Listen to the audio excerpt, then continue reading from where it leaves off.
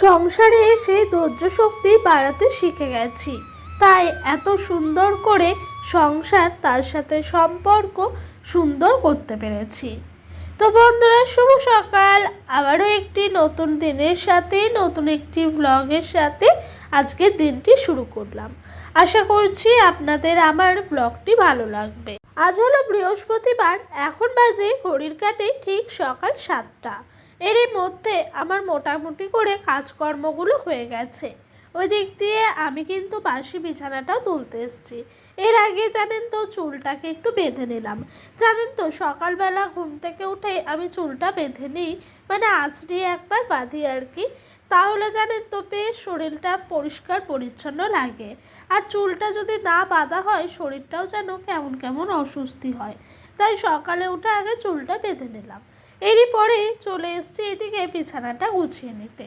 আর জানেন তো এই কদিন ধরে বর্ষা পড়ে গেছে, সেই কারণে এখন রাতের বেলা মশারি টাঙিয়ে ঘুমায়। কারণ কি জানেন তো, বর্ষার সময় ভীষণভাবে পোকামাকড় উৎপাত বাড়ে। আর এতদিন গ্রীষ্মকাল ছিল, প্রচণ্ড গরম ছিল, তার জন্য জানেন তো মশারি টাঙিয়ে আর ঘুমাতে পারতাম না, তখন আবার অল আউট দিয়ে শুতাম। তো যাই হোক, বিছানাটা গুছিয়ে নিলাম। আর আমাদের বাড়ির সামনে এই যে মাছ দাদা এসছে মাছ দিতে, তো দাদার কাছ থেকে আজকে 30 টাকার ভোলা মাছ নিলাম। আর তার সাথে নিয়েছি 30 টাকা চুনো মাছ। এই দেখেন, আমাদের এই বাগানটি অনেক দিন হলো আপনাদেরকে দেখানো হয়নি ঘুরিয়ে। আজকে একটু দেখাচ্ছি গাছগুলো কতটা বেড়ে গেছে বলেন। বর্ষাকালে যাই লাগানো হয় সেই গাছগুলোই ভীষণভাবে তাড়াতাড়ি বেড়ে ওঠে। তার সাথে ভেন্ডি গাছগুলো যে লাগিয়েছিলাম সেগুলো বেশ একটু হেলদি হয়েছে। আর জানেন তো এই বর্ষার সিজনে বাড়ির মধ্যে গোলাপ ফুল ফুটছে দেখে বেশ ভালো লাগছে। তবে গোলাপ ফুলের কালারগুলো এখনও অবধি একই থাকছে না বেশি দিন ধরে, কারণ হলো এই যে বর্ষাকালে বৃষ্টি হচ্ছে, এতে করে ফুলগুলো নষ্ট হয়ে যাচ্ছে।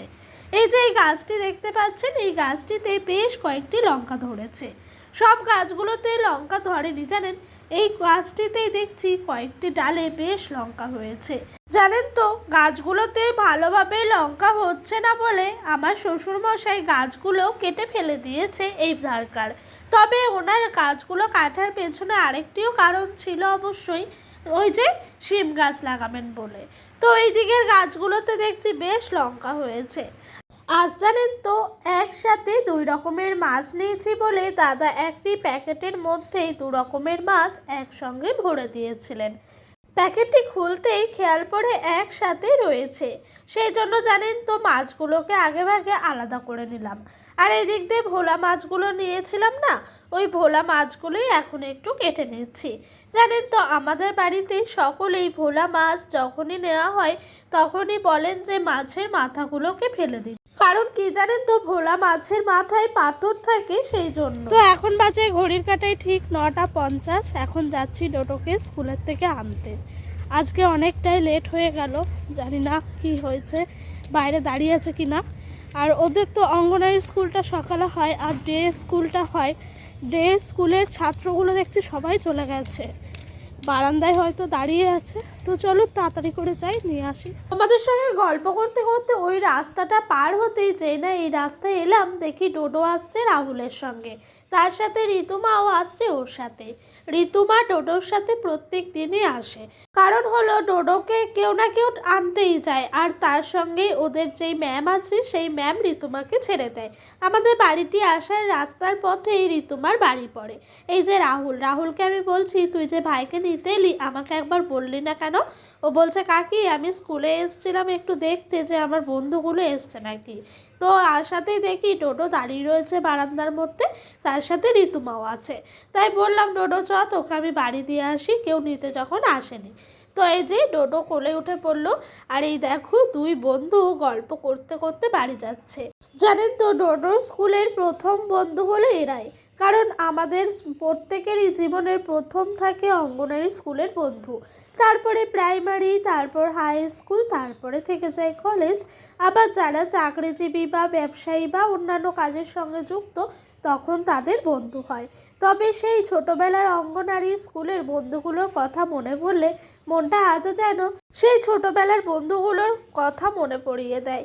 তো এইটাও আমি একটু রাখছি ক্যাপচার করে, কারণ জানেন তো ডোডো বড় হবে তখন ও এই বন্ধুগুলো দেখাবে, আর এই বন্ধুগুলোর বাড়ি তো আশেপাশেই হয় অঙ্গনারী স্কুলের, তখন তাদের দেখলে কতই না খুশি হবে। সত্যি কথা বলতে এই যে বন্ধুত্বগুলোই এখন প্রকৃত, এদের মধ্যে কিন্তু কোনো স্বার্থ নেই জানেন। ওদেরকে যতই বলা হয়, যতই বকা হয়, ওরা ঠিক একসঙ্গে খেলা করে। বাড়ি এসেই জলের বোতলগুলো ফাঁকা ছিল, জল ভরে নিলাম। আর আজকে স্কুল থেকে দিয়েছে খিচুড়ি, তার সাথে অর্ধেকটা ডিম। তবে খিচুড়িটি সম্পূর্ণ আমি খাবো না, কিছুটা মতো খিচুড়ি কণিকাকে দিলাম। কণিকা আবার খিচুড়ি খেতে ভীষণ পছন্দ করে, তো ওকে বললাম নিবি। তবে যখন ভীষণ গরম ছিল ও খেতে চাইতো না, কারণ গরমের মধ্যে তো খিচুড়ি একদমই খাওয়া উচিত নয়। তবে আজকের ওয়েদারটা ভালো আছে, তাই কণিকা বলছে ঠিক আছে দাও কাকি। আমিও অর্ধেকটা নিয়ে নিলাম। আর ডিমটা সেদ্ধ যে দেখলেন, ওটা ডোডোকে খাওয়াবো। এই যে মাছগুলো কেটে বেছে মাথা ফেলার পর এইটুকুতে দাঁড়িয়েছে। এখন মাছগুলোকেই ভেজে নিলাম। ভোলা মাছগুলো প্রথমে একবারে বেছে নিয়েছি কড়া কড়া করে, আর এবার চুনো মাছগুলো ভাজবো। জানেন তো, চুনো মাছ বলে ঝোল করার সময় বা চচ্চড়ি করার সময় মাছগুলো খুব একটা কড়া করে ভাজতে নেই, ওই আদা আদি ভেজেই তুলে নিতে হয়। যাই হোক, ওদিক দিয়ে সমস্ত মাছ ভাজা আমার হয়ে গেছে, এদিক দিয়ে আলুটা নেড়ে নিচ্ছি মশলার সাথে। চুনো মাছের চচ্চড়িতে সেরকমভাবে কোনো মশলাই দেওয়া খাটে না, ওই যে নুন হলুদ তার সাথে লঙ্কার গুঁড়ি এইগুলোই দিই আর কি। তবে পেঁয়াজটি দিই তেলের ওপরে প্রথমে ফোড়ন, পেঁয়াজটি লাল লাল করে ভাজা হলেই আলুগুলো দিয়ে ভেজে নিয়েছি। আর এই যে মাছ ভাজার পালা এখন শুরু হলো। ভোলা মাছগুলো চুনো মাছগুলোর থেকে আলাদা করছি। ভোলা মাছ আর চুনো মাছের সাইজটা প্রায় একই। এই মাছের মতো কয়েকটি মাছ রয়ে গেছে যেগুলো ভোলা মাছের সাইজে, তাই একটু খুঁজতে একটু সময় লাগলো, তবে খোঁজা হয়ে গেছে।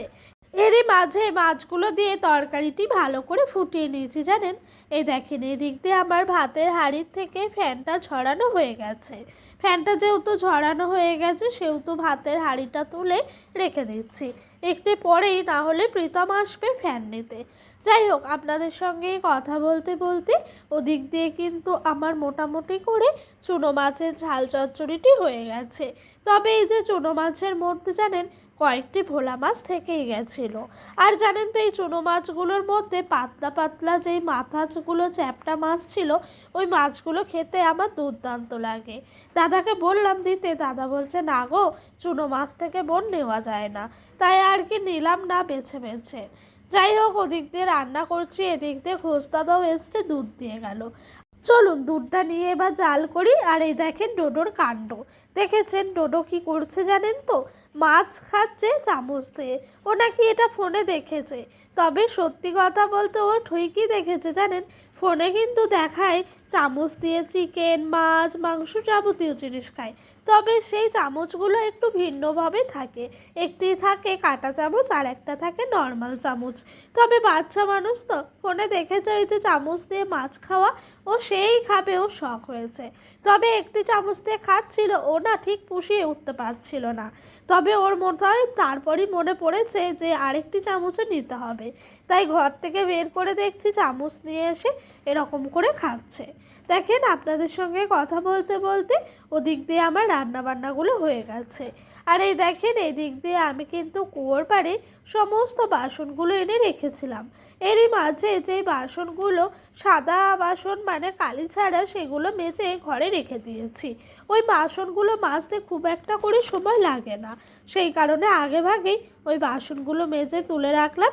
আর এখন কালির বাসনপত্রগুলোকে মাজা ধোয়া করে নিচ্ছি।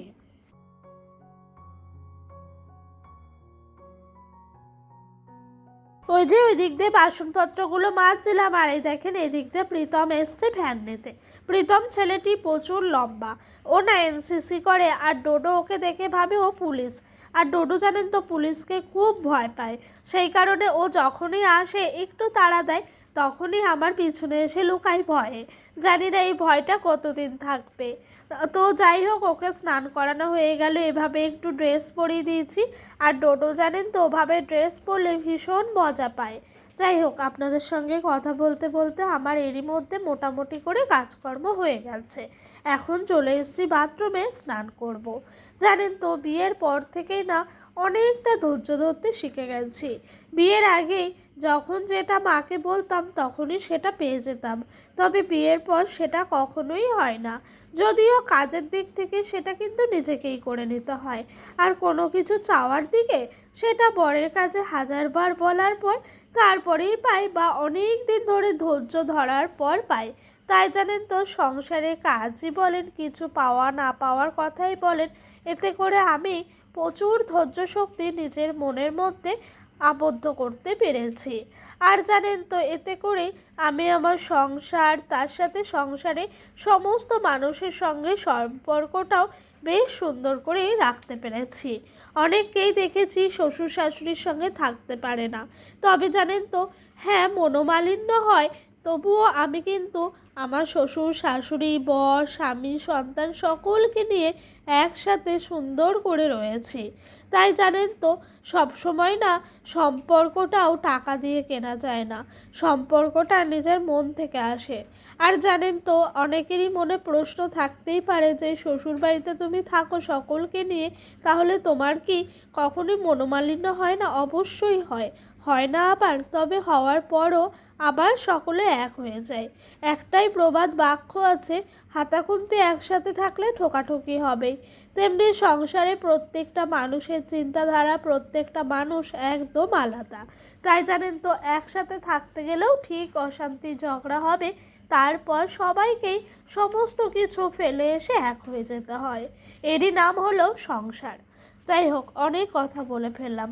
এরই মাঝে আমার স্নান হয়ে গেছে, ঘরে এসে সিঁদুরটাও পরে নিলাম।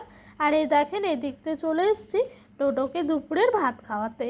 ডোডোর জানেন তো ভীষণ পছন্দের মাছ হলো ভোলা মাছ। ও এত পছন্দ করে কি বলবো আপনাদেরকে। তো এই যে ওর ভোলা মাছ হয়েছে বলে আর তো কোনো কথাই নাই, বাবা সোনা বাছা কিচ্ছু করতে হয়নি। ছেলে আমার চুপটি করে বসে ফোনটি নিয়ে ভাতগুলো ঠিকঠাক করেই খেয়ে নিয়েছে।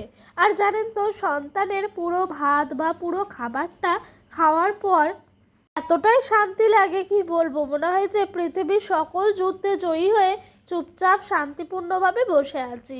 সত্যি কথা বলতে, ডোডোকে নিয়ে সেরকমভাবে খাওয়া নিয়ে আমার ভুগতে হয়নি। ওকে যখন যা পেরেছি খাইয়েছি, এতে করে ও কিন্তু খেয়ে নিয়েছে।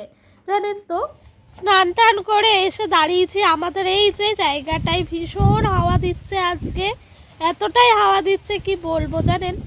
আর এই জায়গাটায় দাঁড়িয়ে আমি প্রত্যেক দিন দুপুরবেলায় ওই যে মিনি ব্লগগুলোতে ভয়েস ওভার দিই, ওগুলো আমি ফেসবুকে পোস্ট করি। তো আপনারা চাইলে দেখতেও পারেন, যদি চান তো অবশ্যই আমাকে কমেন্টে জানাবেন। আর জানেন তো, এই জায়গাটায় ভিউটা এতটাই অসাধারণ, আপনাদেরকে বলে বোঝাতে পারবো না। চলেন এক ঝলক আপনাদেরকে দেখিয়ে দিই। আমাদের বাড়ির এই পিছন সাইডটাতে একেবারে লাগানো হয়েছিল পাট গাছ। আর এই গাছগুলো দেখতে এত ভালো লাগে কি বলবো, পাট গাছগুলো কতটা উঁচু হয়ে গেছে দেখেন। আর চলেন আপনাদের সঙ্গে একটু গাছের ভেন্ডিগুলো শেয়ার করি। এই যে দেখতে পাচ্ছেন, গাছে ভেন্ডি হয়েছে, প্রতিটা গাছেই হয়েছে, তবে এই যে কাছে কাছে গিয়ে দেখালে অবশ্যই দেখা যাবে। তো এই দেখেন, এদিকে কিন্তু ভেন্ডিগুলো বেশ ছোট আকারে হয়েছে, এরই মাঝে অনেক ভেন্ডি তুলেও নিয়ে গেছে। আমার গাছগুলো যে কবে ভেন্ডি হবে সেটাই ভেবে পাচ্ছি না। এই দেখেন, সন্ধ্যার পর ঘরে একটা ভয়ঙ্কর কাণ্ড দেখে আমি অবাক হয়ে যাই, এটা কি। তবে তারপরে ডোডোর বাবাকে বলাই, সে বলে এটা হলো এক রকমের পোকা। যাই হোক, এরপর ডোডোর বাবা এলো কাজের থেকে, নিয়ে এসছে ফুচকা। চলেন তাহলে ফুচকা খেতে খেতে আজকের মতো এখানেই বিদায় নিচ্ছি। আমার ভিডিওটা যদি আপনাদের ভালো লেগে থাকে তাহলে অবশ্যই একটি লাইক করে কমেন্ট করে যাবেন। আর সকলেই ভালো থাকবেন, সুস্থ থাকবেন, নিজেদের শরীরের খেয়াল